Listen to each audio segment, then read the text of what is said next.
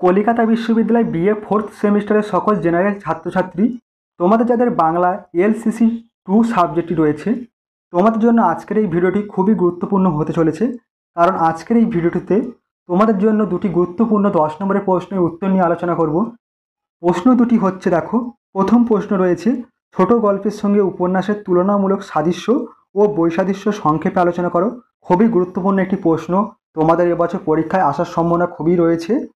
এবং দ্বিতীয় প্রশ্ন রয়েছে, দেখো, ট্র্যাজেডি বলতে কী বোঝায়? এই শ্রেণীর শিল্পের প্রধান লক্ষণ বা বৈশিষ্ট্য সম্পর্কে সংক্ষেপে আলোচনা করো।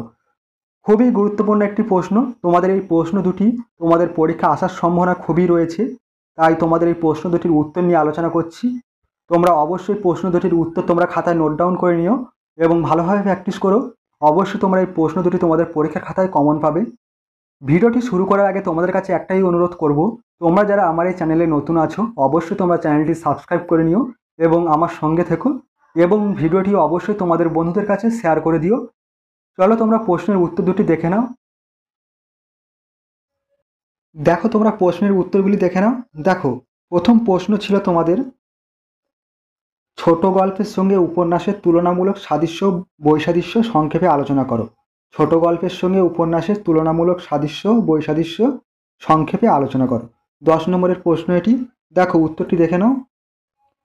উত্তরে বলা হয়েছে, দেখো, প্রথম পয়েন্ট, ছোট গল্প উপন্যাস।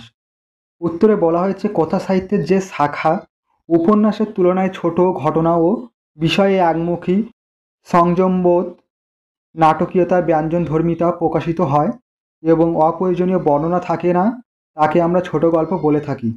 অন্যদিকে যাকে আমরা উপন্যাস বলি তা হলো যে আখ্যানধর্মী সাহিত্য মানুষের অভিজ্ঞতা লব্ধ সামগ্রিক জীবনের কাহিনী, চরিত্র, মানব জীবনের ঘাত প্রতিঘাত, মনস্তাত্ত্বিক বিশ্লেষণে সমৃদ্ধ হয়ে লেখকের জীবনাদর্শ ও জীবনের দৃষ্টিভঙ্গি প্রকাশিত হয়, তাকে উপন্যাস বলে। কথা সাহিত্যের এই দুটি ধারার সংজ্ঞা আমরা আলোচনা করলাম। এবার আমরা এই দুটি সাহিত্য শাখার মধ্যে কী কী সাদৃশ্য ও বৈসাদৃশ্য আছে সেগুলি আলোচনা করব। ছোট গল্প ও উপন্যাসের মধ্যে সাদৃশ্য ও বৈসাদৃশ্যগুলি নিম্নে আলোচনা করা হলো। ছোট গল্প উপন্যাসের মধ্যে সাদৃশ্য ও বৈসাদৃশ্য।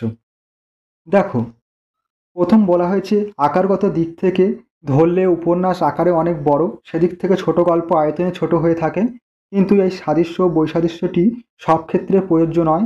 দ্বিতীয় রয়েছে, জীবনের যে কোনো অধ্যায় থেকে ছোট গল্পের যাত্রা শুরু হয়, কিন্তু উপন্যাস সমগ্র জীবনের আখ্যান দিয়ে থাকে। এবং 3 নম্বর বলা হয়েছে, দেখো, ছোট গল্পের একটি মাত্র মূল বিষয়কে গুরুত্ব দিয়ে দেখানো হয়, অন্যদিকে উপন্যাসের মূল কাহিনীর পাশাপাশি অনেকগুলো উপকাহিনী যুক্ত হতে পারে। 4 নম্বর বলা হয়েছে, দেখো, ছোট গল্পের ভাষাতে নাটকীয় রীতি লক্ষ্য করা যায়, কিন্তু উপন্যাসের ভাষা ব্যাখ্যাধর্মী হয়ে থাকে। এবং 5 নম্বর বলা হয়েছে, দেখো, উপন্যাস হলো জীবনের এক বিস্তৃত বিবরণ, অন্যদিকে ছোট গল্প সংযমবোধের লেখনী। 6 নম্বর বলা হয়েছে, দেখো, চরিত্রগত দিক থেকে উপন্যাস ও ছোট গল্পের মধ্যে অনেক সাদৃশ্য ও বৈসাদৃশ্য লক্ষ্য করা যায়, যেমন ছোট গল্পের চরিত্র সংখ্যা নির্দিষ্ট ও পরিমিত, অন্যদিকে উপন্যাসের চরিত্র সংখ্যা অনেক বেশি।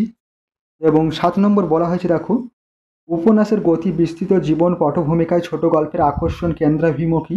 এবং 8 নম্বর বলা হয়েছে, ছোট গল্পের সমাপ্তি বৈশিষ্ট্য আকস্মিক, সেদিক থেকে উপন্যাসের পরিণতি একটা নির্দিষ্ট রূপের হয়ে থাকে। এই ছিল তোমাদের প্রথম প্রশ্ন, ছোট গল্পের সঙ্গে উপন্যাসের তুলনামূলক সাদৃশ্য ও বৈসাদৃশ্য তোমাদের আলোচনা করা হলো। খুবই গুরুত্বপূর্ণ একটি প্রশ্ন, তোমরা অবশ্যই প্রশ্নটি খাতায় নোট ডাউন করে নেবে। অবশ্যই তোমরা উপকৃত হবে এবং এই প্রশ্ন তোমরা অবশ্যই তোমাদের পরীক্ষার খাতায় কমন পাবে। পরবর্তী প্রশ্ন, দেখো, তোমাদের যে প্রশ্নটি রাখা হয়েছে খুবই গুরুত্বপূর্ণ একটি প্রশ্ন রাখা হয়েছে। দেখো, প্রশ্নটি ছিল, ট্র্যাজেডি বলতে কী বোঝায়? এই শ্রেণীর শিল্পের প্রধান লক্ষণ বা বৈশিষ্ট্য সম্পর্কে সংক্ষেপে আলোচনা করো। খুবই গুরুত্বপূর্ণ একটি প্রশ্ন, তোমরা অবশ্যই প্রশ্নের উত্তরটি খাতায় নোট ডাউন করে নিও। দেখো, উত্তরে বলা হয়েছে, জীবনের নিষ্ঠুর দুঃখময় উপলব্ধি থেকেই ট্র্যাজেডির জন্ম। কেউই সুখী নয়, এই চিরন্তন উপলব্ধি থেকেই ট্র্যাজিক উপলব্ধির সৃষ্টি। সফোক্লিসের নাটকে এই সত্য প্রকাশিত যে কবরে যাওয়া না পর্যন্ত কারোর শান্তি নেই, আমৃত্যু দুঃখের তপস্যাই এ জীবনের। মৃত্যুতে সত্যের দারুণ মূল্য পাবার জন্যই যে মানুষ চিরজীবন দেনা শোধ করে। দেনা শোধ করে চলেছে। এই সত্য রবীন্দ্রনাথের শেষ অভিজ্ঞতা। ট্র্যাজেডি এই নিদারুণ মূল্য দেবার নাট্যরূপ। মহাজীবনের এই চিরন্তন রহস্যকে বোঝাবার জন্যই মানুষের শিল্প সাধনা। ট্র্যাজেডি ট্র্যাজেডি সেই শিল্প সাধনারই শিল্পরূপ। গ্রিক দার্শনিক অ্যারিস্টটল তার পোয়েটিক্স গ্রন্থে ট্র্যাজেডির সংজ্ঞায় বলেছেন, গুরু গম্ভীর বিষয় সম্মিলিত যে নাটক দর্শক মনে সহানুভূতি ও ভয়ের ভাব জাগায়, সেই নাটককে ট্র্যাজিক নাটক বলে। পরবর্তী পয়েন্ট দেখো, উপাদান। অ্যারিস্টটলের হিসাবে ট্র্যাজেডির উপাদান 6টি, যথা 1 বৃত্ত, 2 চরিত্র, 3 বচন, 4 চিন্তা, 5 দৃশ্যসজ্জা এবং 6 হচ্ছে সঙ্গীত। প্রত্যেক নাটকের এই সমস্ত উপাদান থাকে এবং এদের সুষ্ঠু প্রয়োজনার ওপরেই রচনার সাফল্য নির্ভর করে। শুধু তাই নয়, এদের প্রকৃতির মধ্যে বিশেষ বিশেষ রচনার স্বাতন্ত্র্য নিহিত থাকে। যে শিল্পী যত সুন্দরভাবে এদের যোজনা করতে পারেন, অর্থাৎ যিনি যত পরিপাটি করে বৃত্ত, যত গভীর ও নির্দোষ করে চরিত্র, যত চিত্তাকর্ষক করে বচন, যত সূক্ষ্ম করে চিন্তা, যত সুসমঞ্জস্য করে দৃশ্য এবং যত মধুর ও ভাবগর্ভ করে সঙ্গীত রচনা করতে পারেন, তিনি তত বড় শিল্পী হন।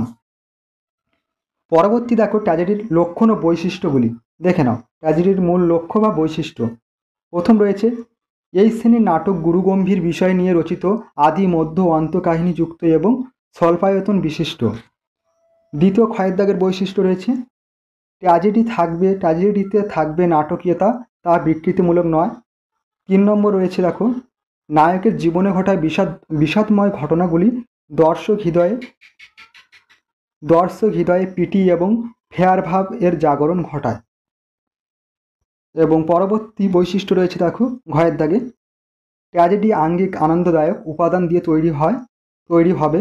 এবং উমর দাগের বৈশিষ্ট্য রয়েছে, ট্র্যাজেডিরও অপরিহার্য 6টি উপাদান হলো কাহিনী বা বৃত্ত, চরিত্র, বচন, চিন্তা, দৃশ্যসজ্জা এবং সঙ্গীত। পরবর্তী বৈশিষ্ট্য দেখো 6 দাগে রয়েছে, ট্র্যাজেডি হবে কোনো ঘটনার অনুকরণ। এবং 6 দাগের বৈশিষ্ট্য, ট্র্যাজেডি সহানুভূতি ও ভয় উদ্রেক করে, ওই অনুভূতিগুলি থেকে মানুষের চিত্রকে বিমুক্ত করে। এই ছিল তোমাদের সম্পূর্ণ প্রশ্নের উত্তর। তোমাদের প্রশ্ন দুটির উত্তর আলোচনা করা হলো। খুবই গুরুত্বপূর্ণ তোমাদের এই দুটি প্রশ্ন। অবশ্যই তোমরা যত্ন সহকারে ভালোভাবে প্র্যাকটিস করবে এবং অবশ্যই তোমরা এই প্রশ্ন দুটি তোমাদের খাতায় নোট ডাউন করে নেবে। অবশ্যই তোমরা এই প্রশ্ন দুটি তোমাদের পরীক্ষার খাতায় অবশ্যই তোমরা কমন পাবে এবং তোমরা উপকৃত হবে। ভিডিওটি আজ এই পর্যন্ত। তোমাদের সঙ্গে দেখা হবে পরবর্তী ভিডিওতে।